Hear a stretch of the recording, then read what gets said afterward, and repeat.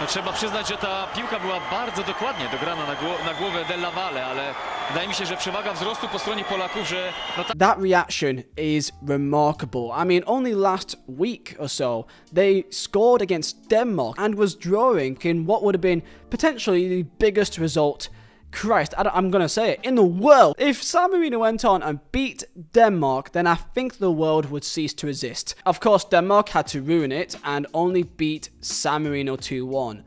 In what was incredibly embarrassing from them. That 9 minutes was the best 9 minutes of my life. Quick question, when was the last time San Marino won a game? Let me know. Just, when was the last time San Marino won a game of football?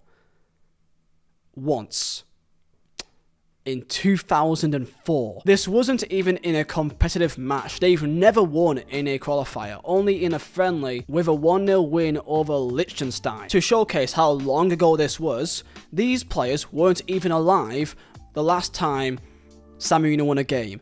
Gavi, Evan Ferguson, Romeo Lavia, Alejandro Garnacho. These players weren't even on this earth since the last time San Marino won a game of football. And as an Englishman, I don't really pay too much attention to us playing in the qualifiers. I don't really care because we're qualified anyway. I'm sorry it sounds really big-headed, but it's just the reality, right? So I don't really care. Also, our football is really annoying to watch sometimes. So I spend my time actually just caring about San Marino and seeing what are they doing. Forza Titani or that, I would love to go to San Marino one day. It would be maybe the greatest experience of my life to see them score a goal in front of my very own eyes. Is there any hope for San Marino? Well, there's some hope potentially. When you look at a team that played against Denmark, you are seeing more players that do play for some professional teams, typically playing in the Serie C in the Italian league divisions. But it is making progress, so to say. Young players in the lower divisions, they have a chance. But are they really that bad? On the official FIFA World Ranking, San Marino are put down as bottom, as the worst national team in the world, which I think is actually quite unfair, because I believe San Marino are really hard done by of their location. They are put down below a ton of different nations and islands, such as the British and US Virgin Islands, Sri Lanka, Aruba, Bahamas, Angria, Guam. I do believe if you put San Marino against one of these teams, then they've got a good chance of winning the game. San Marino indeed put this to the test, in which last year they gave themselves the best opportunity of doing so by playing these teams that they typically wouldn't play to finally get their first win. And they've got hope, as they played Seychelles, who I can't locate on a map. Apparently they're put here.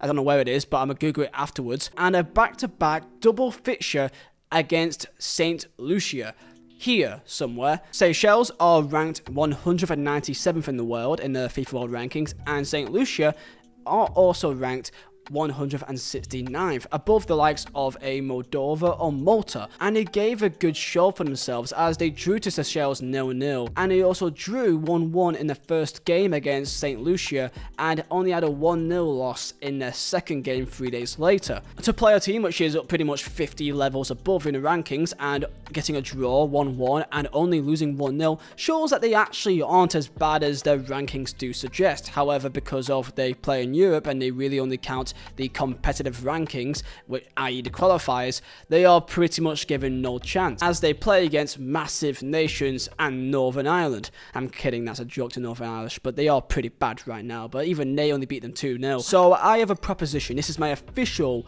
claim to make this happen, and my proposal to the world. I demand a World Cup of the worst 32 teams in the world. Nothing but chaos. I want to see Bangladesh versus Djibouti to fight it off in a World Cup semi-final. I demand this to happen. Now, this has indeed happened once in history, called the Other Final, when the world's lowest teams played against each other back in 2002, at the same time of the actual 2002 FIFA World Cup final in South Korea. An idea was brought of the two worst teams in the world at the time in Bhutan and Montserrat. Bhutan, a rather large nation in the high Himalayas in South Asia, and Montserrat, a tiny British overseas territory in the Caribbean. The attendance was remarkable. The ideas of seeing two teams that would never get an opportunity to really have a match of any real importance given the biggest day of their lives. If you're curious, the match ended on a 4-0 victory to Bhutan, which I call nonsense, as I believe that the home advantage of, 10 hours on a flight, I think that's a pretty good excuse. And for this project, they indeed had a trophy, but they actually sliced it in half to give to both nations, which is a really nice touch. The fact that this has not happened really ever since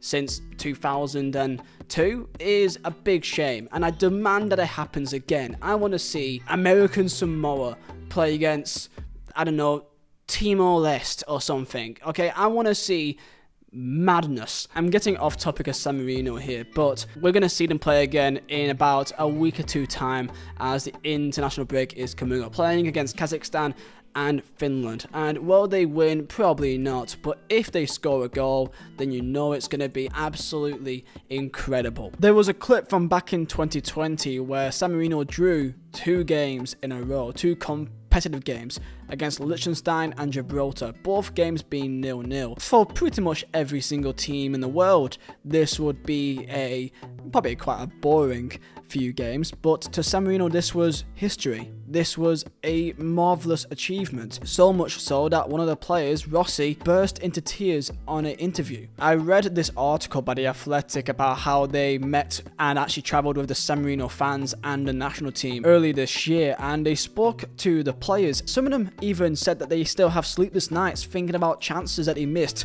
for San Marino, as going as far back as 1995. As a player, Pier Angelo Manzaroli, I think that's how you say his name, he won 38 caps for the national team, but he's still reminded of a chance he missed against the Faroe Islands back in 1995. Quoted, "You have to realise that chances to score are rare for a San Marino player. These are proud men of their region, like any nation in the world, and at the heart of everything, what they are saying is there's a lot more to football than just winning." And especially even in San Marino, to the outside perception, it's just a laughing stock where you just get a bunch of people that works in kebab shops and technology stores just playing some football. But it is taken a lot more seriously than that. And they have a point. Think about the strength in mind that you have that is required to go every single time into a match, in every single game, knowing that they're going to face vastly superior opposition, and the only realistic aim is to let in as few goals as possible. And to see disrespect to San Marino, I just believe is just unfair, and it is even worse. When fans say it, it's fine, but when the players say it, it's just unnecessary, as it is a country